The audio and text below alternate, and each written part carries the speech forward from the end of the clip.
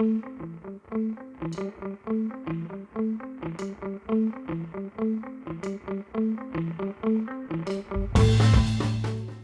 owner of this establishment here is Mr. Pete Jeffrey. Hello, Uncle Bobby. I want to say thank you for allowing us to be able to utilize your space for this opportunity for us to continue this conversation of building this unity with black men, building this bonding and all that. And so, I'm really appreciative of that. You're welcome, sir. Thank you, Jefferson. So we're just going to go into the second half, and we won't be all day, because I want to give all you brothers a chance to, explore Oakland. If you want to, you go to West Oakland and see where the Black Panthers originated at. Fruitvale Station is not too far from here, where Oscar was murdered. Also, there's a mural that's painted right on 14th and Alice Street, which is maybe 5 blocks from here. Who knows this area? But it's about 5 blocks from here, right on 14th, right on this street here, just straight down. East. Yeah, just walk east about 4 blocks, and you actually will be able to see this mural. It's massive, but it shares the history of Oakland. I mean, it's very powerful, and I've been blessed to actually been put on this mural myself, so it's historical. But anyhow, I want to just kind of open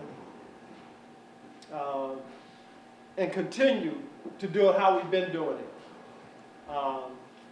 One of the things I didn't do earlier, and I usually hate missing the spiritual connection that we need to maintain the strength that we need to keep going forward, is when we did libation. But Dr. Blanchard, could you just open us in prayer on the second half so we can keep moving forward? I can do so. Yeah, because we didn't do that in the first stage, but, my mistake. But we can capture it now. No problem. I think the Spirit of God was present, and I think He was present in that room. My spiritual tradition tells me that where 2 or 3 are gathered together in His name, there He is in the midst of them, and He was and is in the midst of us. And let us continue in that vein on this day at this time, as one African people before God, who has established us and placed us on this earth for a purpose. Let us bless God and thank Him for the purpose which He has given us. Father God, we bless You, and we thank You, we glorify You, we magnify You, we lift You up, and we give You thanks and praise. In the deepest recesses of who we are as African people, You have created us and put us in this black body, in these black bodies for a reason, on purpose, created with 2 feet and 2 hands, 5 fingers on each hand, 5 toes on each foot, with eyes and nose and ears and mouth, 5 senses in this body. You have put us in this body, men, on this earth, that we might glorify You, that we might walk in Your will and in Your direction. We ask You on this day, at this time, to continue, dear God, to give us direction. Show us our purpose. Open up our eyes that we might see You in every circumstance, in every situation. Open up our ears that we may hear You through Your word speak to our hearts and our minds. We ask that You would open up our minds, liberate our minds, remove the shackles from off our minds, and set us free. For we know that he who the Son has made free is free indeed. We bless You and we trust You for doing so. I pray and offer this prayer to You in Jesus' name. Amen. Amen. So basically how we're going to conclude this is our brother here, Brother Yusef Salam, who was a part of the original Central 5 Park young man that was arrested back in the day, 1986? 89. 89. I was going to share some words with us. Dr. Tony Jackson, and to show the power of Dr. Tony Jackson, Dr. Frank Williams as you heard speak earlier, was actually a student of Dr. Tony Jackson. And what was the other brother's name? Dr. Jones. You know, and matter of fact, when he was a student of Dr. Tony Jackson, he was just trying to get his associates. That's right? Am I saying it right?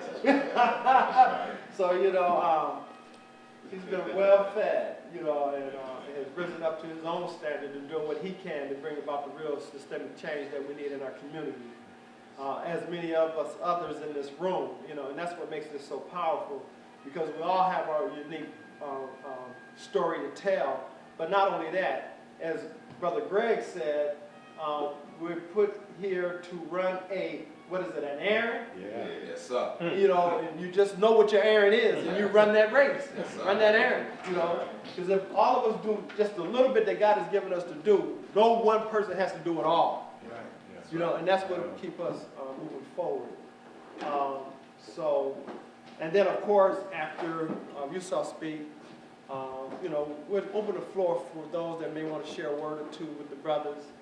And then we'll conclude with that, because I want you to have an opportunity to immerse yourself not only in rest, but also here in Oakland, especially for those who have never been to Oakland. You know, you're definitely going to need a tour guide, I would think. So you're going to the safe areas. And we all got, you know, we all come from the hood anyway, so we know. But we want to see some culture, you know, some real growth.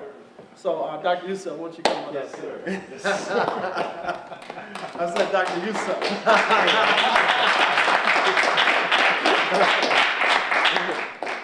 So, can all y'all hear me good? Yes. All right.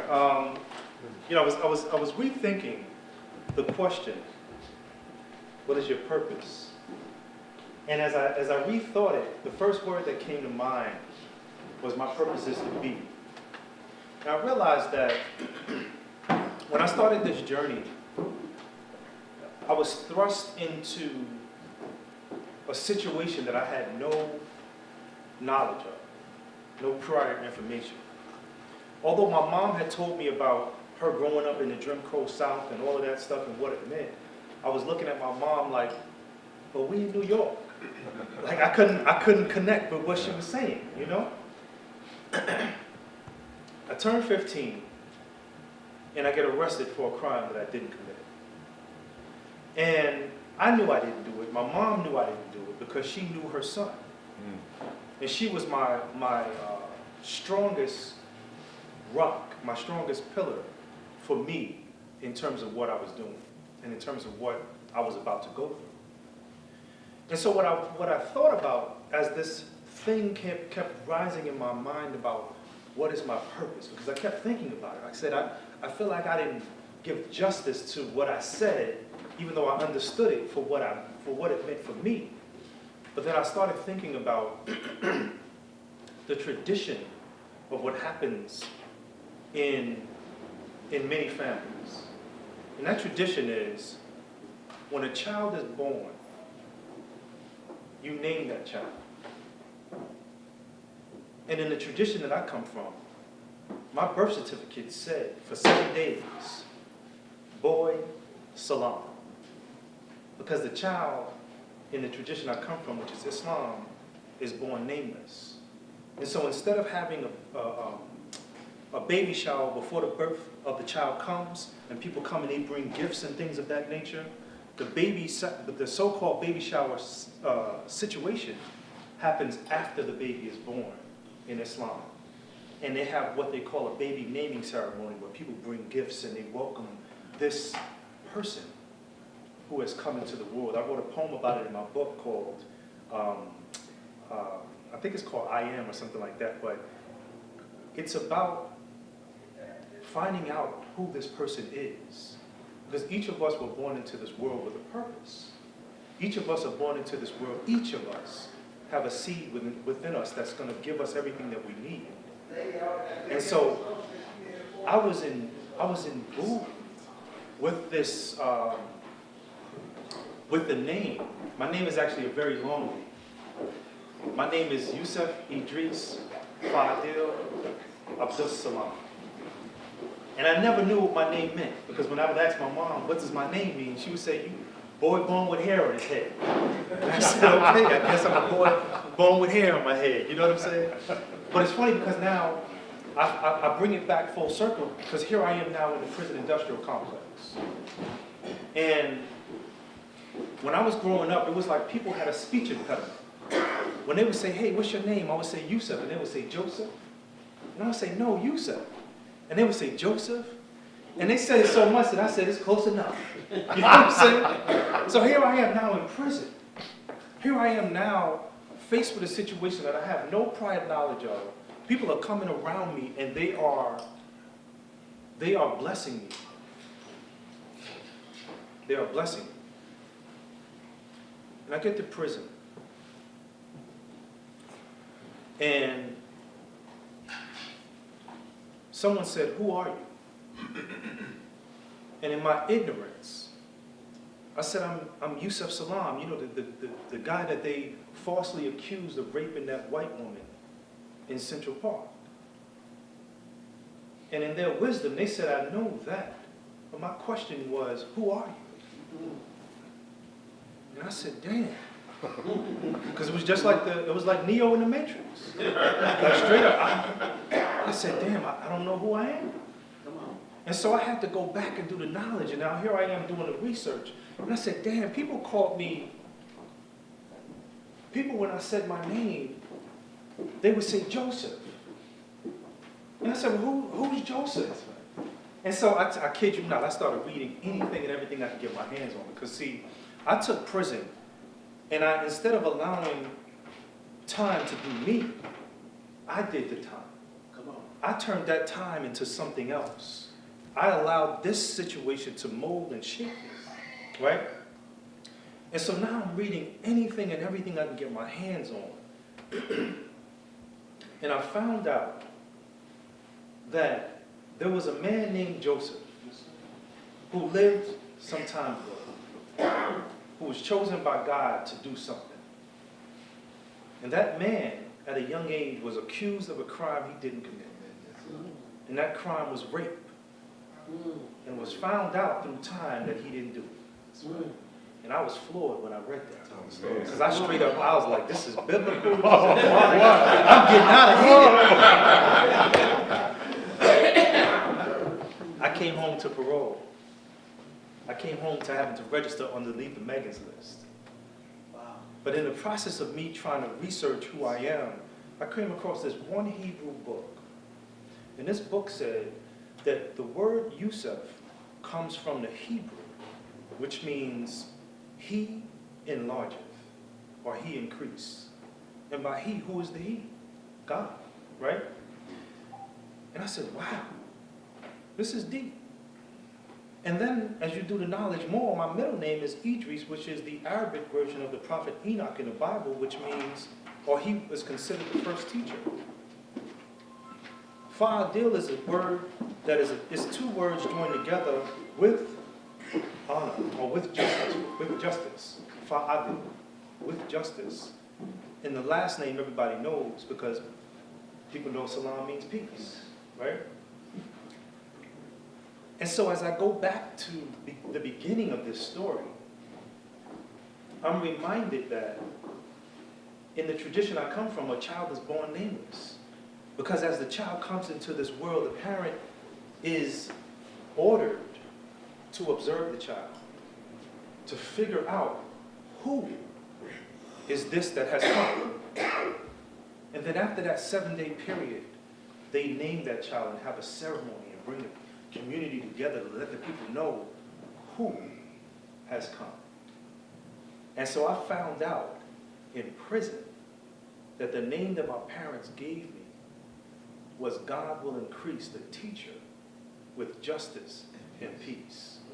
And I was floored. Hallelujah. And I knew then that my purpose in life was to teach. Through the experiences that I went through, but I knew that it wasn't a unique experience. It's almost like when we think about the atrocities of loved ones that we're meeting for the first time, and sometimes for the second and third time, who have already lost their sons and their daughters to the violence of the police officers and the violence that we have imposed upon ourselves. You know, This right here is, like when I heard the call, when Uncle Bobby gave the call, and I heard the call, I said, you know what? I want to come out here and I want to bring my wife. Because I always have these war stories. I call them war stories because, you know, you always talk about these great experiences that you had. And she had the awesome opportunity yesterday to sit with us at the lunch counter. And we were talking and we were listening to you and the words and wisdom that you gave us. And I couldn't have done it justice to tell her that I was sitting at the table and I could tell her what I heard, but for her to be able to be there, to experience this, to go through it with me so that we can go back, because she's my assistant. You know, they talk about the helpmeet or the helpmate. Yes, sir. She's the one who helps me to do what I have to Yes, do. sir. You know, when I came home, people said I was making up for lost time. And in a way I was, you know, because I had 10 children. Hey,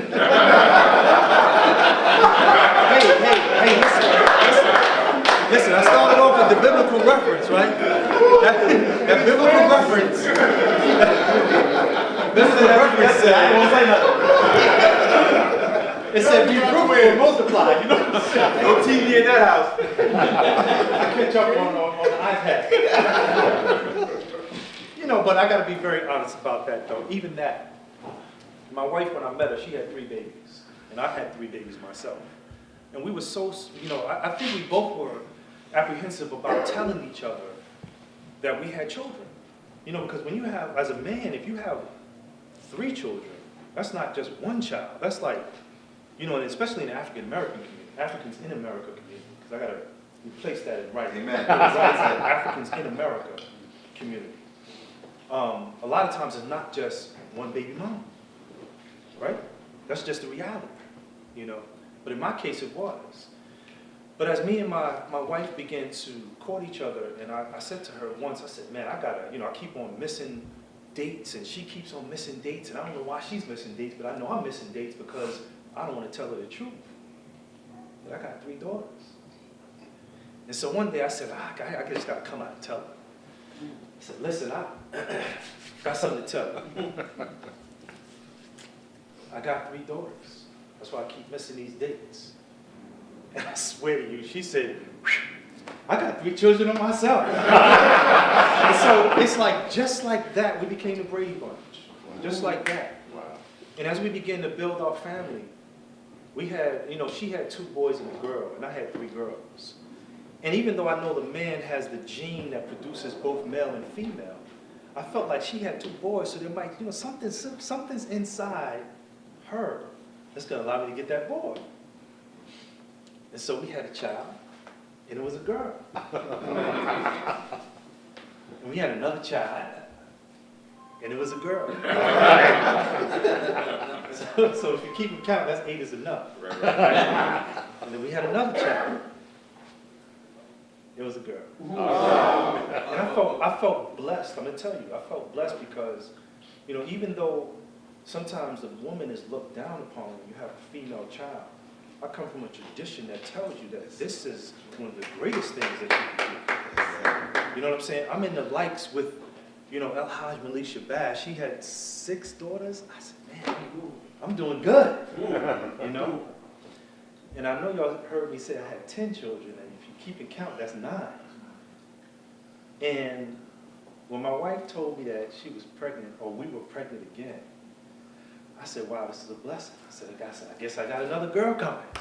Number 10 is a son. And number 10 was a son. Not only was number 10 a son, but my wife comes to me around the time of my birthday.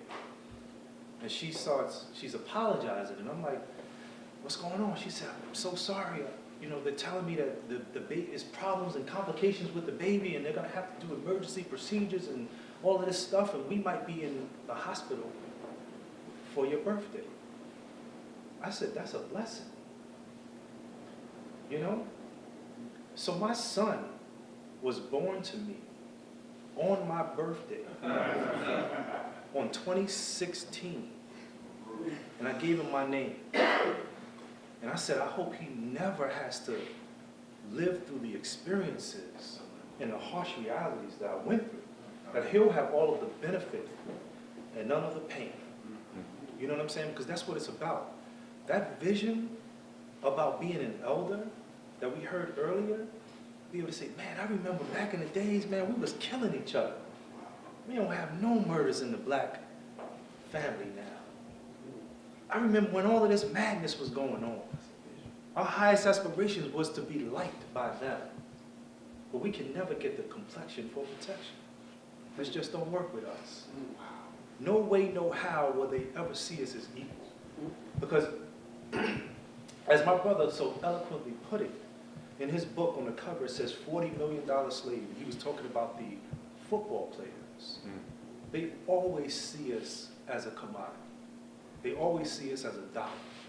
And so they got jobs for us when Donald Trump, I mean, he wasn't just stepping on the black community forever. You know what I'm saying? He talked about how he got this loan from his dad and didn't want to give up the loan amount. And if you look at us, here we won our lawsuit. We were found to be innocent of the crime of raping the Central Park Robbery 13 years after we were accused. You can't find 13 in most buildings. They consider it an unlucky number. For us, it was a blessing. 13 years we were found to be innocent. 2002 rolls around. Everything that was associated with us was negative, turned into a positive. The black and brown community was always behind us. But everybody else started just embracing us and loving on us. And I said, wow. But it took another 12 years for us to receive a dime from the city. My mother said that she was looking at this situation, and this is the way they do it. They draw things out, and they hope you just give up, you know, just give it up. Or they hope you die in the process. My mother is a survivor of stage 4 cancer. She took it back to the original times when she was building us up and raising us up. I remember coming outside when I was a youngster, and my snacks would be, I would come outside with a Ziploc bag, and matter of fact, it wasn't even Ziploc back then because it wasn't zipped, right? We had the open piece. You had the flap open. I don't know if the young people know about that, but back in the days, you had that. It was like you had to flap it over. You know what I'm saying? But in my snack bag, I would have, carrots. I would have sprouts. I would have celery. This is what we ate as youngsters. And the only reason why that stopped was because I started hanging out with the people from the community who wasn't part of the tradition that I was a part of. And it wasn't that they wasn't a part of it, it was that we were all latchkey children. But we never really knew it. And so now as they're making fun of me, and it wasn't bullying, and I didn't feel like I was being bullied, but it was making fun of me. Man, what you eating, sprouts and carrots? Man, taste some of this Snicker bar. And so slowly but surely I got away from that health of eating. And I started eating what they were eating. And slowly but surely, we were starting to tell my mom, come on, Mom, we want to eat Wendy's. I mean, not Wendy's, we want to eat, McDonald's. No.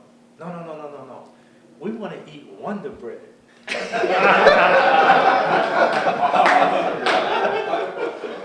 When I was growing up, anything we ate, my mother made.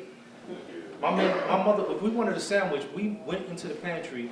My mother had already made the loaf of bread that she baked. That we would cut from the loaf and make our sandwiches from that.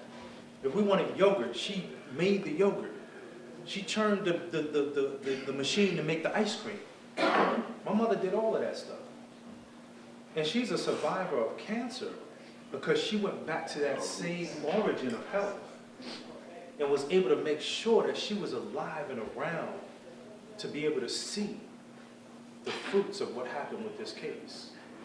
And so I found that the purpose that I've been given is not that I'm one of the Central Park Five, not that I'm a survivor of the criminal system of injustice, and I call it that on purpose, but that I was able to get out of this thing. They didn't see me. See, when they looked at me, they said, this 15-year-old tall boy who thinks he's a man, we're going to chop him down. We're going to destroy him. And so that same death that has happened to some of us, and some of our sons and some of our daughters, they were trying to do that to me by putting me in the prison industrial complex to start this spiral out of control. But they didn't see me. They didn't see me. Because even on the day, and I'm going to share this with you just before I sit down, the day when they convicted us, prior to that, we were given instructions. And those instructions were, you're going to be able to stand up and say some words to the judge and to the room. And we encourage you to throw yourself on the mercy of the court. We encourage you to seek leniency. This is what we encourage you. But in those few moments, or those few months, prior to me, we didn't have, in the black and brown community, we already know, I'm speaking to the choir, we already know it. When we get convicted, they don't give us, they don't give us time to go home and have a going away party. We got to get up, put our hands behind our back, and we're let off to the system right then and there. We don't got no time to pack nothing, get prepared for nothing. It is what we got to go now. And so in my going now, here I was there, and I was reading, and I was trying to understand, and I was trying to remember and connect, and that whole process of Sankofa was happening, and it's continuing to happen now. That process was happening to me, and in that process, I was thinking about what advice and the instructions that I was given, that I should throw myself on the mercy of the court. But my heroes was folks like Marcus Garvey, folks like Denmark Vesey, folks like Malcolm X, folks like Farrakhan, folks like Elijah. And in that moment, when they told me I was going to say something, they said, Yusef Salam, do you have anything to say before we sentence you? And I said, yes. And as they gave me the stage, they didn't see me, but I saw them. And I rose to my feet, and these are the words that came out. I'm not going to sit here at your table and watch you eat and call myself dinner. Whoa. Sitting here at your table doesn't make me dinner. Whoa. Just like being here in America doesn't make me an American. Let us begin. Stress is the anger that is built up inside. Rage is the anger that is no longer built. Taking on a sucker that soon you have killed. American free will doesn't mean you can kill. And take another person's life, you live your life trife. I'm a skill builder, so my skills I do build. Created giving knowledge to this wise black man, soon to enhance my words across the land. I'm a smooth type of fellow, cool, calm, and mellow. I'm kind of laid back, but now I'm speaking so that you know. I got used and abused, and even was put on the news. Without clues, they gave clues, selling out like fools. Now check this. Who did what and who did who in? Put in a situation that you don't know what to do in. Some brothers go wildin', we're not down with them. Who would have thought I'd have to lock in? I stand accused. Checking the scene from how the situation was. Instead of getting facts, the media made you blur. Now the people don't know. All they see is the media. They never hear the blame because they're constantly deceiving us. And then I looked at the DA. I had the audacity to look at the DA. And I said, they're constantly deceiving us. The DA is dead wrong. This is your master plan? This case is not a case, it's just a crafted sham. Yo, instead of trying to get your name made, it's reconstructing the crime that really pays. Islam. La ilaha illallah, being supreme over Satan, but no man is Allah, Yasama, science dropper on the righteous path. So how the hell could I take a rapist path? Think about that, and then think about this. All my friends, it was me they dissed, they're dismissed. Because I don't really need any friends like that. When I really needed you, where were you at? I'm not dissing them all, but the ones that I called that tried to diss me, Like I was an inch small, like a rat, a mouse, not even the man wrongly accused, like the knife's in my hand? How does it look? Meat clocked, now I'm shook. But like Matlock, soon the accused gets off the hook. It's real when she remembers and says, damn, the cops did you in, I stand accused. You people stop. This racial disperse, say, yo, you seen that kid Benson? He's in the Hearst. And so we take it to the Benson Hearst fields, white's got bulletproof vests. We had no kinds of shields. How does it look? They killed the black man being black. It's time we take a stand. In our situation, you saw our faces clear, but not mine. Not because of fear. It's because the black race was disgraced for the Muslim. They must have felt shame. But I'm not to blame with the words you bought. The media took our words to paper, the ones the cops distorted. I told the cops truth like this, and then boom, they were smacking my man Corey Wise in the next room. Now I know why the rosters can't stand the Bobby line. They never helped, they just babble on. I used to think the people and the cops were cool, but who protects us from you? I stand accused. And I sat back down. That judge's face was so red. His expression told me he wanted to change the law if he could right then and there to disallow people to have a statement before they get sentenced. He looked like he wanted to throw the whole book at me. But that was my last stance. And it's crazy because like when I thought about that later on, and I said to the system, I said, the truth is going to come out. 13 years later, the truth came out. It took a whole another 12 years for them to give us a dime. Donald Trump took out a full-page ad in all of New York City's major newspapers back then. This wasn't like, you know what, they are convicted, I am going to take out an ad. This was 2 weeks after we were accused. He took the ad out and placed it in the paper to, as they say, affect the jury pool. And that cry that they cried out, these 2 weeks after we were accused, was a cry that had reached into the darker enclaves of society, the bowels of the earth. And I'm not talking about the places that they put us in. I'm not talking about those places. I'm talking about the places where the white folks had to go into hiding to hide their hatred for us as a people. And so now you had folks revealing themselves like Pat Buchanan. Because after Donald Trump called out for the death penalty to be reinstated for our case, Innocent people. Pat Buchanan wrote in the papers shortly thereafter. This was May, the crime time frame. The crime happened April 19th, 1989. Donald Trump's ad was already placed in the paper May 1st of 1989. Pat Buchanan's pen began to write that we should take the eldest one. You can research this. We should take the eldest one, Corey Wise. He was only 16 years old. And we should hang him from a tree in Central Park. And we should take the others and horsewhip them. And then he said, maybe the city's park will be safe again. This is all in the, this is history right there. This wasn't Jim Crow. This wasn't in slavery. But I gotta do the knowledge. We gotta recreate and retell this story. This wasn't any of that. This was 1989. And what they tried to do to me was give me a social death.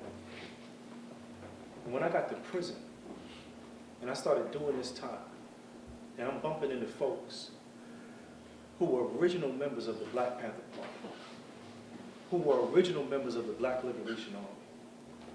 They told me, prison for me was so beautiful. It was so peaceful, even though there was madness going on around. I came across a poem that said, prison life in many ways can be likened to the womb, if the life inside becomes stillborn. the womb becomes a tomb. And I refuse to become stillborn behind those walls. And as those elders begin to put their hands around me and bless me and tell me that I was a political prisoner before I even knew what a political prisoner was or meant, they asked me if I knew what my numbers were and meant. And I knew my numbers. Didn't know what they meant.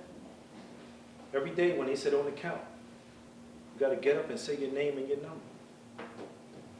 My number was 95A1113 when I got into the adult facility. And I just thought it was a number. But it signified that in 1995, I turned 21. A meant that I turned 21 in the first part of the year. And 113 was the position. 1113 was the position. My birthday is February 27th. And so as a birthday gift, they shaved my hair and they kicked me out of the youth facility and placed me in the adult facility. And they attached that number to me. And so that meant that from January 1st to February 27th, I was the 1,113th person to enter the door of that prison industrial complex. It was February. It was February. And see what they didn't see. They didn't see the hand of God. They didn't see the hand of God at all. Because they thought that that was going to destroy me. But they gave me a platform at 15. Like I said, they gave me the stage, 15.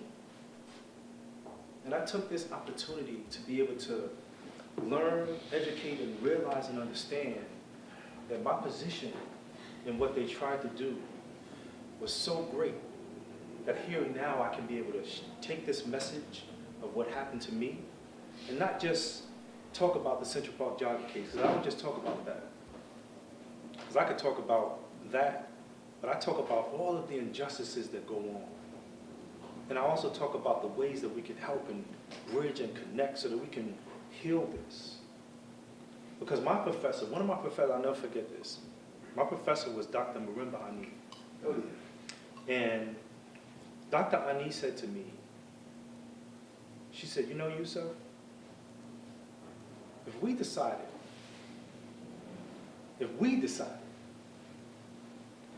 that this system of oppression should end, we could end it by tomorrow.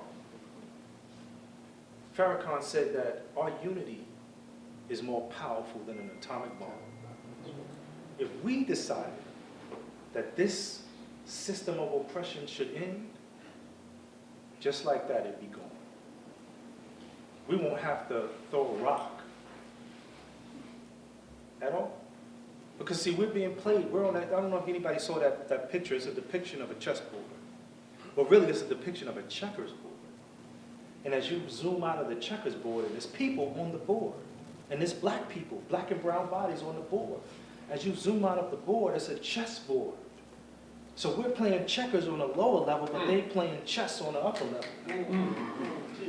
But it's a table. And as you realize, we're in a prayer position and the table's on our backs. All we got to do is get up. Thank you.